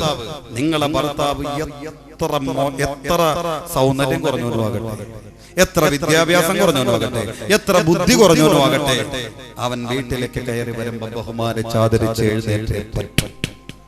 അവൻ ചോദിക്കുമ്പോ ദയിരിക്കുന്ന എടുത്തു കുടിച്ചോ എന്നല്ല പറയേണ്ടത്, നീ എടുത്തു കൊടുക്കേണ്ടതാണ് നിന്റെ ധർമ്മം. ഇല്ലെങ്കിൽ ചോദ്യം ചെയ്യപ്പെടും തീർച്ച. ഇതൊന്നൊരു ചെറിയ വിഷയമല്ല. ഭാര്യയുടെ കർത്തവ്യം എന്തെന്ന് നാളെ റബ്ബ് ചോദിക്കും. നീ ഉത്തരം പറയേണ്ടത് ഞാൻ അവിടെ എടുത്ത് വെച്ചു കൊടുത്ത് പോയി പിടിക്കാൻ പറഞ്ഞെന്നൊക്കെ പറഞ്ഞാൽ പിടിക്കും നിന്നെ അവിടെ ഇട്ട്. കാരണം ആരാ നിന്റെ ഭർത്താവെന്നറിയോ? ചെറുതല്ല നിന്റെ ഭർത്താവ്, നിന്റെ സ്വർഗവും നിന്റെ നരകവും നിന്റെ ഭർത്താവ്. ബാക്കി നീ ചിന്തിച്ചാൽ മതി നിനക്ക് എന്ത് കിട്ടുമെന്ന്. ബാക്കിയൊക്കെ അവിടെ നിൽക്കും, ബാക്കിയെല്ലാം അവിടെ നിൽക്കും. നിന്റെ ഇബാദത്ത് കംപ്ലീറ്റ് അവിടെ നിൽക്കും. നിന്റെ ഭർത്താവിന്റെ പൊരുത്തം നിനക്കുണ്ടോ പെങ്ങളെ? കുടുംബജീവിതം ആലോചിക്കും. അവിടെ പൊരുത്തമാണ് നിനക്ക് കിട്ടിക്കൊണ്ടിരിക്കുന്നതെങ്കിൽ നിനക്ക് സ്വർഗ്ഗം പ്രതീക്ഷിക്കാം. അതല്ല, ഭർത്താവ് നിന്നെ കൊണ്ട് വല്ലാതെ പൊറുതിമുട്ടെ, വല്ലാതെ പ്രയാസപ്പെടെ, നിന്റെ നാവ്, നിന്റെ പ്രവൃത്തി, നിന്റെ പെരുമാറ്റം, ഇതെല്ലാം പുള്ളിയെ വേദനിപ്പിക്കുന്നുണ്ടെങ്കിൽ അപകടമാണ് നിന്റെ ജീവിതം. മരണത്തിന് ശേഷം നിന്നെ കാത്തിരിക്കുന്നത് മിക്കവാറും നരകമായേക്കാം. അല്ലാഹു കാത്ത് രക്ഷിക്കുമാറാകട്ടെ. ഇതെന്റെ വാക്കല്ല, നബിയുടെ മുമ്പിലേക്ക് അൻസാറുകളുടെ കൂട്ടത്തിൽപ്പെട്ട ഒരു ഭാര്യയും വിളിച്ചുകൊണ്ട് ഭർത്താവ് കടന്നു വന്നിട്ട് പറഞ്ഞു, നബിയെ കണ്ടോ, രാവും പകലും വിശ്രമം ഇല്ലാതെ കഷ്ടപ്പെട്ടിട്ടാ ഞാൻ വീട്ടിലേക്ക് കടന്നു വരുന്നത്. കടന്നു വന്നാൽ ഇവൾ ഈ നാവ് കൊണ്ട് എന്നെ അതും ഇതും പറഞ്ഞ് ഇല്ലാത്തതും പൊല്ലാത്തതും പറഞ്ഞ് എന്റെ സമാധാനം നഷ്ടപ്പെടുത്തി കളയുന്ന നബി. സഹിച്ച് മടുത്ത് ഞാൻ വിഷമത്തോടെ പറഞ്ഞു. നബി തങ്ങൾ ചോദിച്ചു, തന്നെ പെണ്ണെ എന്ന് ചോദിച്ചു. സഹാബത്ത് കള്ളം പറയില്ല, തലകുനിച്ച് നിന്നു. നബി തങ്ങൾ പറഞ്ഞു, കൈഫ അന്തി ബിഹി, നീ എന്ത് കണ്ടിട്ടാ പെണ്ണെ ഈ കിടന്ന് ചാടണത്? നീ എന്ത് കണ്ടിട്ടാ ഇവന്റെ സമാധാനം കെടുത്തേണ്ടത്? നിനക്കറിയോ, നിന്റെ സ്വർഗവും ഇവനാ, നിന്റെ നരകവും ഇവനാ. ഏത് വേണമെങ്കിൽ നിനക്ക് തിരഞ്ഞെടുക്കാം. സ്വർഗമാണ് വേണ്ടതെങ്കിൽ ഇവനെ തൃപ്തിപ്പെടുത്തിക്കോ, നരകമാണ് വേണ്ടതെങ്കിൽ ഇനിയും നിനക്ക് അങ്ങനെ തന്നെ ജീവിക്കാം. നബിയുനാ വ ഹബീബുനാ റസൂലുള്ളാഹി സല്ലല്ലാഹു അലൈഹി വസല്ലമ തങ്ങളെ പഠിപ്പിക്കുമ്പോൾ നഗരൂരത്തെ പെങ്ങൾ ശ്രദ്ധിച്ചോ. ആരുമാരും ചിലപ്പോ നഗരൂരുകാര് തട്ടിക്കളിക്കുന്ന തരത്തിൽ വ്യക്തിത്വ വികാസം കുറഞ്ഞവനാകാൻ നിന്റെ ഭർത്താവ്. പക്ഷെ നിന്റെ ഭർത്താവ്, നിന്റെ ബാപ്പ, രണ്ട് നൂറുകണക്കിന് മോമിനീങ്ങളുടെ സാന്നിധ്യത്തിൽ, രണ്ട് സാക്ഷികളുടെ നിർബന്ധ വ്യവസ്ഥയിൽ അനുഗ്രഹീത ഇമാമാണ് നിന്റെ കൈപിടിച്ചു കൊടുത്തത് നിക്കാഹ് പരിശുദ്ധ കർമ്മത്തിലൂടെ. അതോടുകൂടി ഭർത്താവ് നിന്റെ മുമ്പിൽ രാജാവായി മാറ്റപ്പെട്ടു പോയി. എന്താ അവന്റെ സ്ഥാനം എന്നറിയോ? നബി സല്ലല്ലാഹു അലൈഹി വസല്ലമ തങ്ങളുടെ മുമ്പിലേക്ക് അൻസാറുകളുടെ കൂട്ടത്തിൽപ്പെട്ട ഒരു വിഭാഗം സ്വഹാബത്ത് കടന്നു വന്നു. എന്നിട്ട് നബിയോട് പറഞ്ഞു, നബിയേ, ഞങ്ങളെ ഒട്ടകത്തിന്റെ പേ പിടിച്ചു നബിയേ, ഞങ്ങളെ പേ പിടിച്ച ഒട്ടകം ആക്രമണോത്സക ക്രൗര്യതയോടുകൂടി നിൽക്കുന്നു. ഒരാൾക്കും അടുക്കാൻ കഴിയുന്നില്ല, ഒരാൾക്കും വഴിപ്പെടുത്താൻ കഴിയുന്നില്ല. അതുകൊണ്ട് നബിയേ, അങ്ങ് ഞങ്ങളെ ഒട്ടകത്തെ വഴിപ്പെടുത്തി തരണേ നബിയേ. ഇത് കേൾക്കേണ്ട താമസം നബി തങ്ങൾ അവിടെ ഒരുമിച്ച് കൂടിയ സ്വഹാബത്തിനെയും വിളിച്ചുകൊണ്ട് ഇറങ്ങി തിരിച്ചു. സൽമാനുൽ ഫാരിസി റളിയല്ലാഹു അൻഹു അടക്കമുള്ള സ്വഹാബത്തുൽ കിറാമുണ്ട്. എല്ലാവരെയും വിളിച്ചുകൊണ്ട് അൻസാറുകളുടെ ഗോത്രപ്രദേശങ്ങളിലേക്ക് കടന്നു ചെല്ലുന്നു.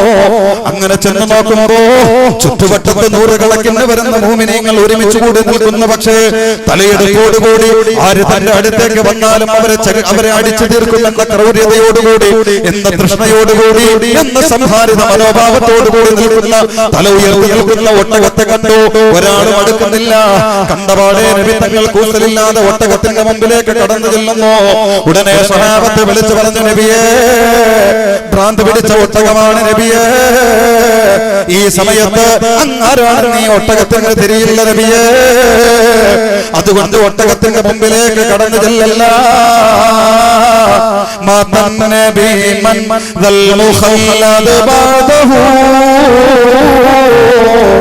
والله ما بعد الحبيب محمد എന്റെ പ്രിയപ്പെട്ടവരെ കാണാനുള്ള ഭാഗ്യം നമുക്ക് കിട്ടിയില്ല. എന്തോ ഒരു സൗഭാഗ്യവാന്മാരാണ് സ്വഹാബത്തുൽ കിറാമെന്ന് തിരിച്ചറിയുക. പൂനിലാവ് പോലും കാണിച്ചു പോകുന്ന നബി തങ്ങളുടെ സുന്ദരമായ സൗരഭ്യവും അതുപോലെ തന്നെ അടിമയുടെ ധർമ്മം പകൽ വെളിച്ചം പോലെ ലോകത്തിന്റെ ജീവിത ധർമ്മമാക്കി കാണിച്ചു കൊടുത്ത സുന്ദരമായ ജീവിതവും കൊണ്ട് അനുഗ്രഹീതനായ മുഹമ്മദ് മുസ്തഫ സല്ലല്ലാഹു അലൈഹി വസല്ലമ തങ്ങൾ ഒട്ടകത്തിന്റെ മുമ്പിലേക്ക് കടന്നു ചെല്ലുന്നു. പിടിപ്പടക്കങ്ങളായ സ്വഹാബത്തിന്റെ നെഞ്ചകം മാറി ഒട്ടകം നബി തങ്ങളെ ഉപദ്രവിക്കുമോ, അതിന്റെ ക്രൗര്യ സ്വഭാവം എടുക്കുമോ? സ്വഹാബത്ത് ഞെട്ടലോടുകൂടി കൊണ്ട് നിൽക്കുന്നു. നബി തങ്ങൾ ഒന്നും അറിയാത്തതുപോലെ ഒട്ടകത്തിന്റെ മുമ്പിലേക്ക് കടന്നു ചെല്ലുന്നു. ഒരു സൂചി വീണാൽ അതുപോലും കിടിലൻ ശബ്ദമായി മാറുന്ന തരത്തിലുള്ള നിശബ്ദത. എല്ലാവരും പേടിയോടുകൂടി നബി തങ്ങളെ തന്നെ നോക്കി നിൽക്കുന്നു. പക്ഷേ നബി തങ്ങൾ ഒട്ടകത്തിന്റെ മുമ്പിലേക്ക് കടന്നു ചെല്ലേണ്ട താമസം ഒട്ടകം തന്റെ തല താഴ്ത്തുന്നു, അതിന്റെ മുട്ടുമടക്കുന്നു. ഒരാട്ടിൻകുട്ടിയെ പോലെ, അനുസരണയുള്ള പൂച്ചക്കുട്ടിയെ പോലെ നബി തങ്ങളുടെ മുമ്പിലേക്ക് ഈ ഒട്ടകം സമർപ്പണമാകുന്നു. ജാഅത് ലിദാവതിഹിൽ അസ്ജാറു സാജിദതാ تمشي إليه على ساق بلا قدم كأنما سطرا سطرا لما كتبا فروها من بديع الخلق في اللقم مثل الغمامة أن نصار صائرة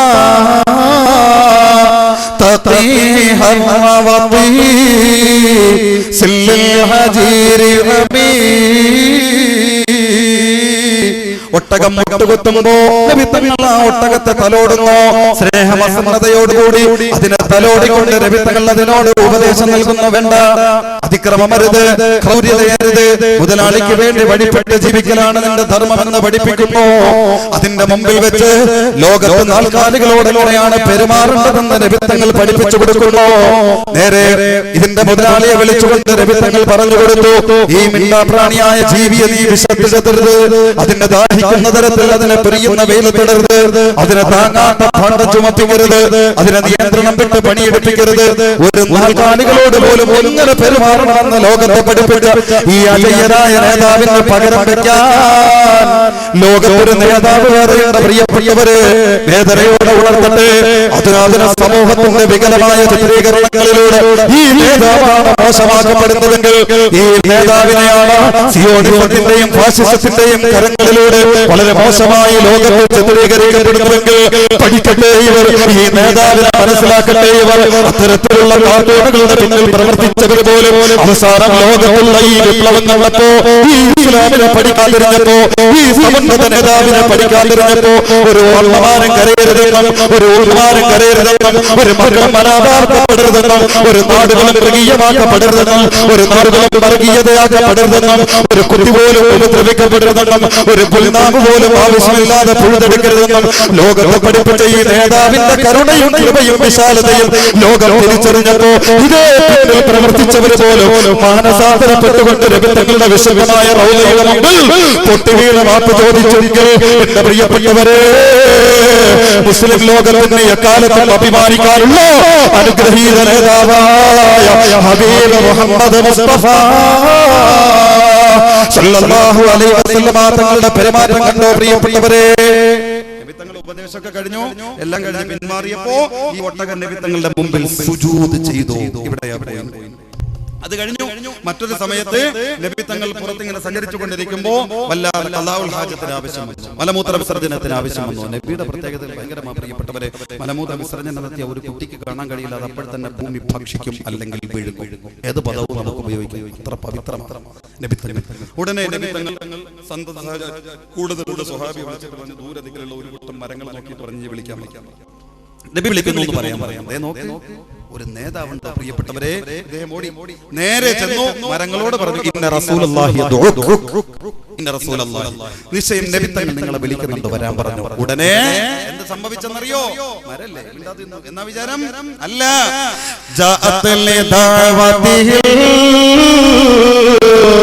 അസ്ജാറു സാജിദതാ തംശീ ഇലൈഹി അലാ സാഖിൻ ബിലാ ഖദമി മിസ്ലൽ ഗമാമതി അൻ നസാറ സായിറതാ തഖീഹ വതി സില്ലൽ ഹജീർ ഹബീ. നബി തങ്ങൾ വിളിച്ചു എന്ന് കേൾക്കേണ്ട താമസം. പൈലിൻ പോലത്തെ കൊടുങ്കാറ്റുകൾ ഇന്ത്യയുടെ തെരുവോരങ്ങൾ ആഞ്ഞടിച്ചപ്പോ ഒഡീഷയടക്കമുള്ള ഇന്ത്യയുടെ ചരിത്ര പ്രസിദ്ധമായ ചരിത്രപൂർവ്വമുള്ള മണ്ണുകൾ പോലെ യുദ്ധകളങ്ങളായി മാറിയെങ്കിൽ ഈ കൊടുങ്കാറ്റിൽ ആഞ്ഞടിക്കുമ്പോ അലയടിച്ചുകൊണ്ട് അങ്ങോട്ടും ഇങ്ങോട്ടും പിഴുതെറിയപ്പെടുന്ന മരച്ചില്ലകൾ പോലെ ഈ സമാധാന അന്തരീക്ഷത്തിൽ പോലും നബി തങ്ങൾ വിളിക്കുന്നു എന്ന് കേട്ട് കഴിഞ്ഞപ്പോ ഈ മരക്കൂട്ടങ്ങൾ ഇളകാൻ തുടങ്ങി. അതാടാ തുടങ്ങി, അതാടി ഉലകുകൊണ്ട് സ്വയം പിഴുതുമാറി. എന്നിട്ട് അത് നബി തങ്ങളുടെ മുമ്പിലേക്ക് ഒഴുകി വരാൻ തുടങ്ങി. നബി തങ്ങൾക്ക് മറസിട്ടിച്ചു, നബി തങ്ങൾ ആവശ്യം നിർവഹിച്ചു. അവസാനം മരങ്ങളോട് തിരിച്ചു പോകാൻ പറഞ്ഞു. നബി തങ്ങൾ പറയേണ്ട താമസം ഈ മരക്കൂട്ടങ്ങൾ ഒന്നാകെ ഫതഖിറു സാജിദാ. നബി തങ്ങൾക്ക് സുജൂദ് ചെയ്തു. അത്ഭുതം പ്രിയപ്പെട്ടവരെ, ജീവനുള്ള ബുദ്ധിയില്ലാത്ത ഒട്ടകം നബിക്ക് സുജൂദ് ചെയ്തു, നിർജീവമായ മരക്കൂട്ടങ്ങൾ നബിക്ക് സുജൂദ് ചെയ്തു. ഈ രണ്ട് വിവരങ്ങളും തിരിച്ചറിഞ്ഞ സാക്ഷികളായ സ്വഹാബത്തുൽ കിറാം, സൽമാനുൽ ഫാരിസി എന്ന പേർഷ്യക്കാരനായ ബുദ്ധിരാക്ഷസനായ സ്വഹാബിയെ ചട്ടം കൂട്ടി. എന്നിട്ട് അവരെല്ലാവരുടെയും ശബ്ദമായി മഹാനായ സൽമാനുൽ ഫാരിസി നബി തങ്ങളുടെ മുമ്പിലെത്തി. എന്നിട്ട് പറഞ്ഞു, നബിയേ, ബുദ്ധിയില്ലാത്ത ഒട്ടകം അങ്ങക്ക് സുജൂദ് ചെയ്തല്ലോ നബിയേ, നിർജീവമായ മരക്കൂട്ടങ്ങൾ അങ്ങക്ക് സുജൂദ് ചെയ്തല്ലോ നബിയേ, ഞങ്ങളാണ് അങ്ങക്ക് സുജൂദ് ചെയ്യാൻ ഏറ്റവും അവകാശപ്പെട്ടവർ, അതുകൊണ്ട് ഞങ്ങളൊന്ന് സുജൂദ് ചെയ്യട്ടെ നബിയേ.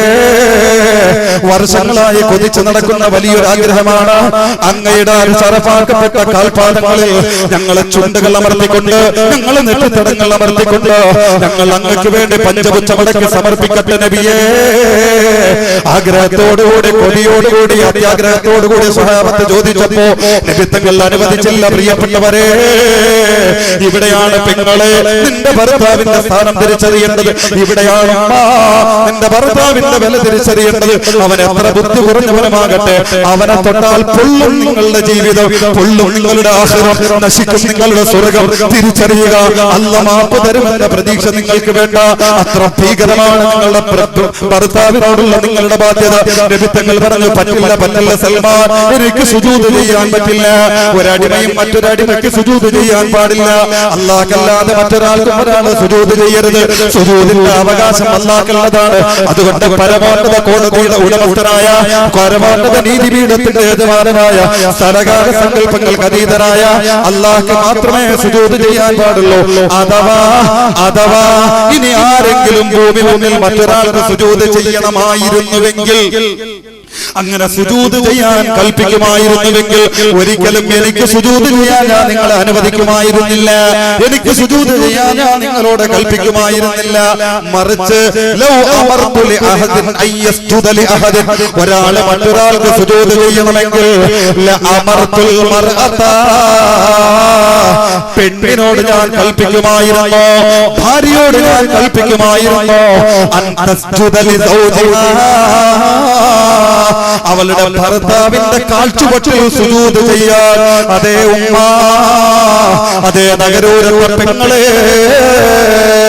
അല്ലാ അല്ലാഹു സുജൂദെങ്ങാനും അനുവദിച്ചു തന്നിരുന്നുവെങ്കിൽ, മുത്തുനബി അനുവദിച്ചു തന്നിരുന്നുവെങ്കിൽ, ഇത് നിങ്ങളോട് പ്രസംഗിക്കുന്ന അബൂറബീന്റെ വാക്കല്ല, നബി തങ്ങളാണ് പഠിപ്പിച്ചത്. മോളെ, ആരാണ് നിന്റെ കെട്ടിയവനെന്ന് തിരിച്ചറിഞ്ഞോ? ആരാണ് നിന്റെ മക്കളുടെ പ്രിയപ്പെട്ട പിതാവെന്ന് തിരിച്ചറിഞ്ഞോ? ആരാണ് നിന്റെ ഭർത്താവിന്റെ വില എന്താണെന്ന് മനസ്സിലാക്കിക്കോ. അങ്ങനെ എങ്ങാനും നബി തങ്ങൾ അനുവദിച്ചിരുന്നുവെങ്കിൽ, ഓരോ ദിവസവും രാവിലെ സുബഹിക്ക് വേണ്ടി ഒന്നുവെടുത്തിട്ട് ആദ്യം നിങ്ങളുടെ ഭർത്താവിന്റെ കാൽ ചുവട്ടിൽ വെച്ച് അവന്റെ കാൽപാദങ്ങളിലേക്ക് സുജൂദ് ചെയ്യാൻ നിങ്ങളോട് കൽപ്പിക്കുമായിരുന്നുവെന്ന് കാലത്തിന്റെ മുത്ത് മോമിനീങ്ങളുടെ സത്ത് ഹബീബ് മുഹമ്മദ് മുസ്തഫ സല്ലല്ലാഹു അലൈഹി വസല്ലം തങ്ങൾ പഠിപ്പിക്കുമ്പോ ഇത് തന്നെ പോരെ ആരാ ഭർത്താവ് എന്ന് മനസ്സിലാക്കാൻ? ഇത് തന്നെ പോരെ പ്രിയപ്പെട്ട സഹോദരിമാരെ? ഭർത്താവിനോടുള്ള ബാധ്യത കേട്ടിട്ട് കല്യാണം കഴിക്കാത്തവരുണ്ട്. ഭർത്താവിനോടുള്ള ബാധ്യത കേട്ടിട്ട് നബിയുടെ കാലത്ത് മഹദിയായ അല്ല പിന്നെ അൻസാറിൽപ്പെട്ട ഒരു മഹദി, ഈ മഹദി എത്ര പറഞ്ഞിട്ടും കല്യാണത്തിന് തയ്യാറായി. അവസാനം വീട്ടുകാരും കുടുംബമൊക്കെ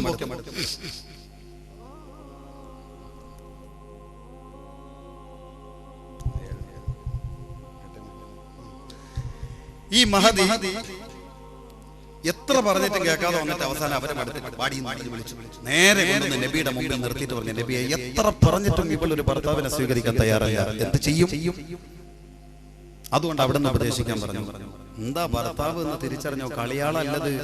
അവൻ വരുമ്പോ ടിവിയുടെ മുമ്പിൽ തപസ്സിരുന്നാലൊന്നും പറ്റൂല. ടിവിയുടെ മുമ്പിൽ തപസ്സിരിക്കും. അവൻ വെള്ളം ചോദിച്ചാൽ പറയും പരസ്യം വരട്ടെ, പരസ്യം വരുമ്പോ തരാൻ. എനിക്ക് തോന്നുന്നു കേരളത്തിലെ ഭർത്താക്കന്മാരെ കണ്ടിട്ടാണ് ഇവരൊക്കെ പരസ്യം നിശ്ചയിച്ചെന്ന് തോന്നുന്നു. പരസ്യം പ്രോത്സാഹിപ്പിക്കേണ്ട കാലമാണ്. ഇനി അഥവാ അതിനിടയിൽ ഞാൻ ആരെങ്കിലും 10 പേര് വിരുന്നുകാരും കൊണ്ട് വന്ന ഈ പാവപ്പെട്ട അന്നത്തെ ദിവസം പട്ടിണിയാണ്, ഒരു സാധനം തരില്ല. ഇനിയൊരു പള്ളിയിൽ നിസ്കരിക്കാനും പോണ്ട, എന്റെ ടി വി കാണുന്നത് നടക്കൂല എന്ന് പറയുന്ന കാലമാണ്. എന്റെ പ്രിയപ്പെട്ട സഹോദരങ്ങളെ നബി തങ്ങളെ വിളിച്ചിട്ട് പറഞ്ഞു, മോളെ എന്താ ഇത്?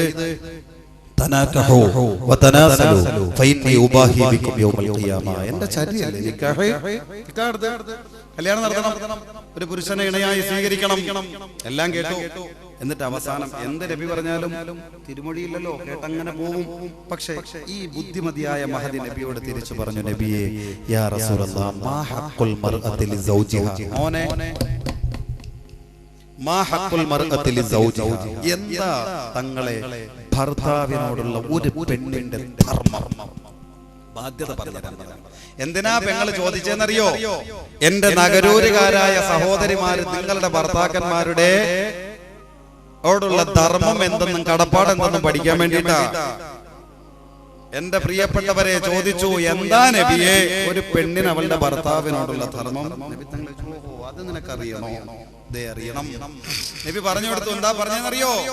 നിന്റെ ഭർത്താവിന്റെ തല, എന്റെ പെങ്ങൾ ആലോചിച്ചു, ഭർത്താവിന്റെ തലച്ചോറിനകത്തെങ്ങാനും ഒരു മുറിവ് പറ്റും, ആ മുറിവ് പഴുത്ത് വ്രണമായി അവസാനം അതിൽ നിന്ന് ചലമൊലിക്കാൻ, അത് അളിഞ്ഞിട്ട് ചലമൊലിച്ച് സ്വതീത ചീഞ്ചലം, വല്ലാതെ ദുർഗന്ധമുള്ള രക്തവും പഴുപ്പും കൂടി കലർന്ന തരത്തിലുള്ള ഒരു തരം ചലം, വല്ലാത്ത അത് കെട്ടിക്കിടന്ന് ദിവസങ്ങളോളം കഴിഞ്ഞോ.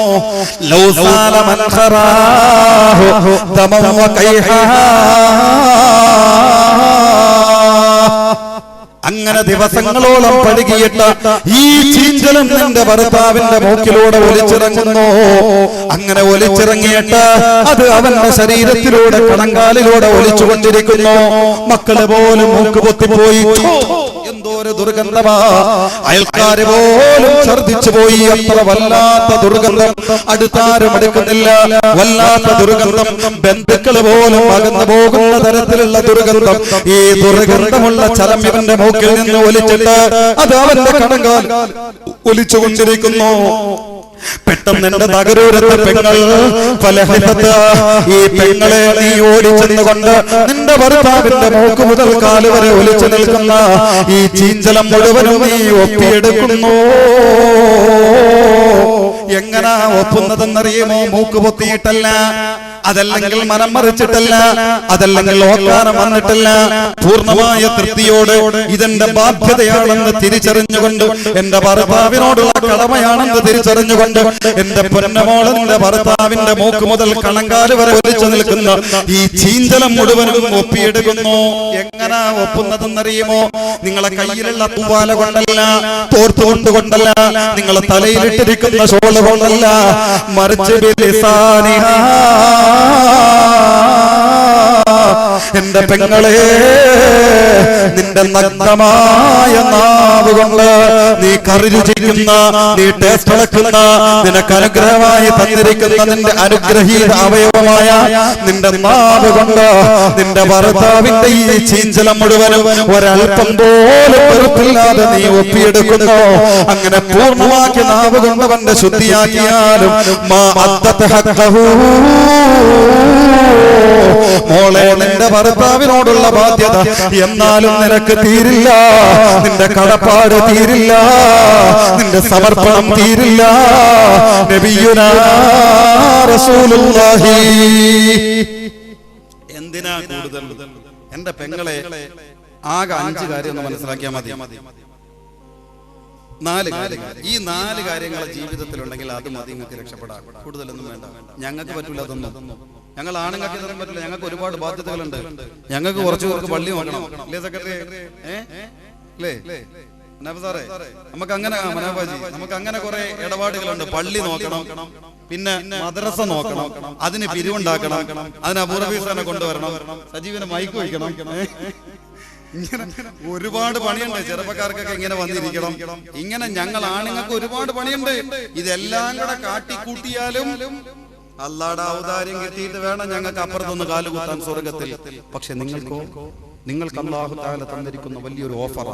4 കാര്യങ്ങൾ ജീവിതമാക്കിയാൽ മതി. 4 കാര്യം എങ്കിൽ തന്നെ നമുക്ക് തരണതാ. ഇതെല്ലാം കഴിഞ്ഞിട്ട് അല്ലാഹുവിന്റെ മുമ്പിലേക്ക് ശിബൂക്കാൻ ചെല്ലേ. പടച്ചോനെ, ഞാൻ ചാത്തന്നൂർ പള്ളിക്ക് വേണ്ടി ഓടി നടന്നല്ല അബൂ റബി ഉസ്താദിന്റെ മൗലിദ് വരുന്ന ദിവസവും എന്റെ പണി. അല്ലാഹു അർഹമായ പ്രതിഫലം നൽകുമാറാകട്ടെ. അതൊക്കെ നിന്നെ മാനിച്ചിട്ടാ പടച്ചോനെ. അതുകൊണ്ട് സ്വർഗം അല്ലാഹുടെ കരുണ കൊണ്ട് അല്ലാഹു വിളിക്കും. ബാശിബു എന്തേ അതിലൂടെ കയറിക്കോ. ഒരു വാതിൽ അങ്ങ് കൊടുക്കും. സ്വർഗത്തിന്റെ വാതിലാ, ചെറുതല്ല. പക്ഷെ നിങ്ങളിലേക്ക് ചേർക്കുമ്പോ പറയും അതിലൂടെ ശിബു പോണം. അല്ലാഹു ആ ഭാഗ്യം നമുക്കൊക്കെ തരുമാറാകട്ടെ. ഇങ്ങനെ ഏതെങ്കിലും ഒരു വാതിൽ തുറന്നിട്ടേ നമുക്ക് പോകാൻ പറ്റുമോ? നിങ്ങൾക്ക് അങ്ങനെയല്ല. സ്വർഗത്തിന്റെ 8 വാതിലുകൾ നിങ്ങളെ മുമ്പിൽ തുറന്നിടും. പ്രിയപ്പെട്ട സഹോദരിമാരെ, ഇഷ്ടമുള്ളിടത്തോടെ കയറി പോവാം. എന്താണെന്നറിയോ? 4 കാര്യം ജീവിതമാക്കിയാൽ മതി. 4 കാര്യം, കൂടുതലൊന്നും വേണ്ട. ഇതാ പഠിച്ചോ. അൽ മർഅതു ഇദാ സല്ലത്ത് ഖംസഹാ വസാമത് ശഹറഹാ വഹഫിലത് ഫർജഹാ വഅതാഅത് സൗജഹാ ഫൽതദ്ഖുലിൽ ജന്ന മിൻ അയ്യി അബ്വാബിൻ ശാഅത്. നബിയുനാ റസൂലുള്ളാഹി. എന്റെ പ്രിയപ്പെട്ട ഉമ്മ, എന്റെ നഗരൂരിലെ പെങ്ങളെ, നീ അൽ മർഅതു ഇദാ സല്ലത്ത് ഖംസഹാ, നിന്റെ ശുദ്ധിയുള്ള കാലയളവുകളിൽ ഒരു സുബ്ഹി നിസ്കാരം പോലും കളാക്കാതെ നീ കൃത്യമായ നിസ്കാരം നിലനിർത്തിയാൽ, വസ്വാമത് ശഹ്റഹാ, നിർബന്ധമായ റമദാനിലെ 30ഓ 29ഓ വരുന്ന നോമ്പ് അത് കൃത്യമായി നീ പിടിച്ചു വീടുകയും ഈ നോമ്പിന്റെ കാലയളവുകളിൽ നിനക്ക് അശുദ്ധി ഉണ്ടായാൽ ആ അശുദ്ധി ഉണ്ടായ കാലഘട്ടത്തിൽ നിനക്ക് നഷ്ടപ്പെട്ടു പോയ നോമ്പ് വല്ലാതെ സമയം കളയാതെ നീ ഖളാ വീട്ടിയെടുത്ത് പൂർത്തീകരിക്കുകയും ചെയ്താൽ ഇത് 2 ഏകദേശം ഓക്കേ. മൂന്നാമത്തത് വഹഫിലത് ഫർജഹാ,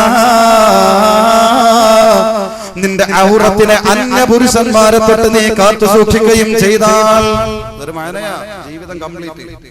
ഒരു നോട്ടം കൊണ്ട് പോലും ഭർത്താവിനെ വഞ്ചിക്കുന്നില്ല. അതാ പറഞ്ഞതിന്റെ അർത്ഥം. അത്തരത്തിൽ വഹഫിലത് ഫർജഹാ, നിന്റെ ഔറത്തിനെ നീ കാത്തു സൂക്ഷിക്കുകയും ചെയ്താൽ. 3. നാലാമത്തത് വഅതാഅത് സൗജഹാ, നിന്റെ ഭർത്താവിനെ എല്ലാ തരത്തിലും തൃപ്തിയാക്കാൻ വേണ്ടി നിന്റെ ആയുസ് കൊണ്ട് നീ മത്സരിച്ചാൽ. വഅതാഅത് സൗജഹാ, നിന്റെ ഭർത്താവിന്റെ തൃപ്തി മാത്രം മോഹിച്ചുകൊണ്ട് നിന്റെ ഭർത്താവിന് വേണ്ടി നീ ജീവിതത്തെ സമർപ്പിക്കുകയും ചെയ്താൽ, എന്റെ നഗരൂരത്തെ പെങ്ങളെ, ഈ 4 കാര്യം നിന്നിലുണ്ടെങ്കിൽ ഫൽതദ്ഖുലുൽ ജന്ന, നാളെ നഗരൂരത്തിലെ ആണുങ്ങളൊക്കെ വിറവിരച്ച് നിൽക്കുന്ന റബ്ബിന്റെ കോടതിയിൽ വെച്ച് ഈ 4 കാര്യം ജീവിതമാക്കിയതിന്റെ പേരിൽ പൊന്നുമോളെ നിന്നോട് വിളിച്ചു പറയപ്പെടും, കയറിപ്പോവെന്നെ അല്ലാഹുവിന്റെ സ്വർഗത്തിലേക്ക് കയറിപ്പോയോ. സ്വർഗത്തിന്റെ എല്ലാ വാതിലുകളും നിനക്ക് തുറന്നു തന്നു കണ്ട് ഇഷ്ടപ്പെട്ട വാതിലിലൂടെ സ്വർഗത്തിലേക്ക് കടന്നു പോകാൻ അല്ലാഹു തആല നിന്നോട് പറയുമെന്ന് നബിയുനാ വഹബീബുനാ റസൂലുള്ളാഹി സല്ലല്ലാഹു അലൈഹി വസല്ലമ തങ്ങൾ പഠിപ്പിക്കുമ്പോൾ മനസ്സിലാക്കുക. പ്രിയപ്പെട്ട സഹോദരങ്ങളെ, ചിന്തിക്കുക. ജീവിതത്തിന് ഒരു മാറ്റത്തിന് കാരണമാകണം ഈ മജ്ലിസ്. അല്ലാഹു സ്വീകരിക്കുമാറാകട്ടെ. വാഖിറു ദഅവതി അൽഹംദുലില്ലാഹി റബ്ബിൽ ആലമീൻ. الحمد لله رب العالمين حمدا يوافي نعمه ويكافئ مزيدا. اللهم صل وسلم وبارك على رسولك سيدنا محمد وعلى آل سيدنا ومولانا ونبينا محمد. اللهم أنزله المقعد المقرب عندك يوم القيامة. أرحم الراحمين يا الله, കരുണക്കടലായ അല്ലാഹ്, സ്നേഹനിധിയായ അല്ലാഹ്, പരമദയാലുവായ അല്ലാഹ്, അല്ലാഹ്ന്നുള്ള വിളിയിൽ പോലും ഞങ്ങൾക്ക് വല്ലാത്ത സമാധാനം തരുന്ന അല്ലാഹ്, ഈ പാവങ്ങളുടെ വിളിയാളം കേൾക്കണേ അല്ലാഹ്, ഇജാബത്ത് തരണേ അല്ലാഹ്. നീയല്ലാതെ മറ്റാരും ഞങ്ങൾക്കില്ലേ അല്ലാഹ്. നീ എങ്ങാനും ഞങ്ങളെ തള്ളിക്കളഞ്ഞാൽ പോടാ പിന്നെ വാടാ എന്ന് പറഞ്ഞുകൊണ്ടെങ്ങാനും ഇജാബത്തിന്റെ വാതിലുകൾ ഞങ്ങൾക്ക് നേരെ നീ കൊട്ടിയടച്ചാൽ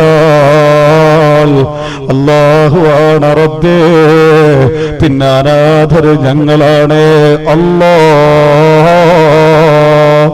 യതീമുകൾ അക്ഷരാർത്ഥത്തിൽ ഞങ്ങളാണേ അല്ലാഹ്. ഒരു സ്ഥലത്തുനിന്നും ഞങ്ങൾക്ക് അഭയം കിട്ടില്ലേ അല്ലാഹ്. കാരണം ആകെ ഞങ്ങൾക്കുള്ളത് നീ മാത്രമാണ് തമ്പുരാനെ. നീ സ്നേഹിക്കുന്നത് പോലെ ലോകത്തൊരാളും ഞങ്ങളെ സ്നേഹിക്കുന്നില്ല റബ്ബേ. നീ സ്നേഹിച്ചതുപോലെ ഇന്നുവരെ ഞങ്ങളെ ഒരാളും സ്നേഹിച്ചിട്ടില്ല തമ്പുരാനെ. നീ എങ്ങാനും ഞങ്ങളെ വേണ്ടെന്ന് വെച്ചാൽ പിന്നെ ആര് ഞങ്ങളെ സ്വീകരിക്കുമല്ലോ.